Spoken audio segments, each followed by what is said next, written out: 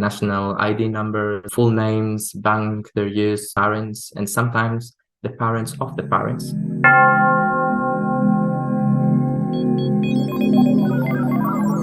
It was the record was a big JSON file with many information about a person and this person's parents, and sometimes the parents of the parents, with many sensitive data such as national ID numbers or full names, bank they used to pay for the service that they needed, how much they paid, the transaction ID. That was the most important part of the transaction that happened there. Yeah.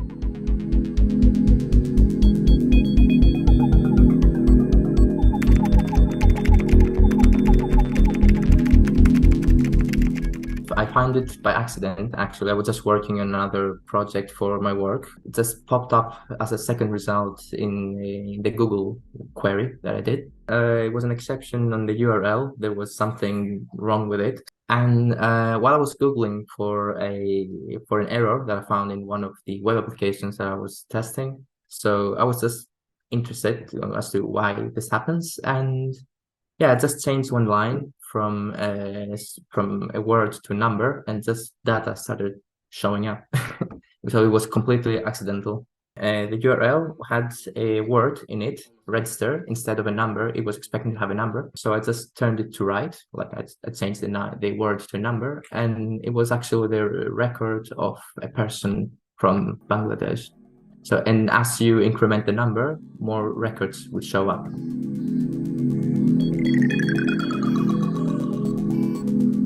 From some samples that I got, or I saw actually in the API, the applications were from 2021.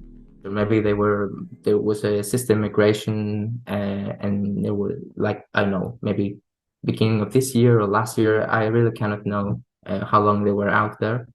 But the data that were in the API was they were back from 2021, the latest. There should be enough time for someone to find the leak. These exposed data, they could have downloaded them.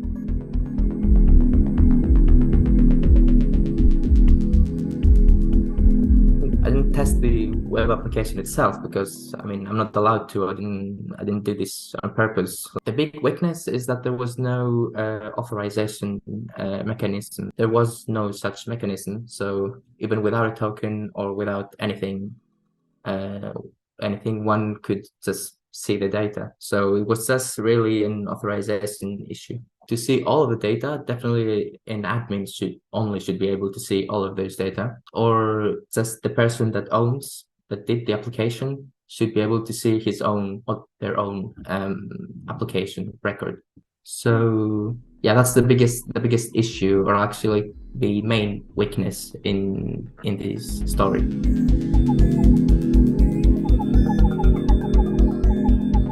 The thing is that the phone that one would use for the OTP for the 2FA was also leaked through the API.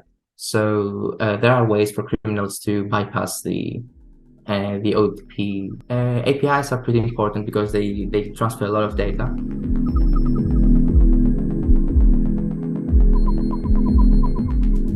Basically, the developer's responsibility to actually enforce mechanisms that will not allow such leaks and expose data.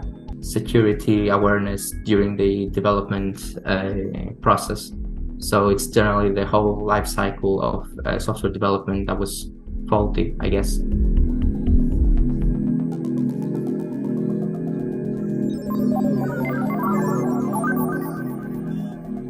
Contacted them, sent an email, and I sent another one in the same email address the next day.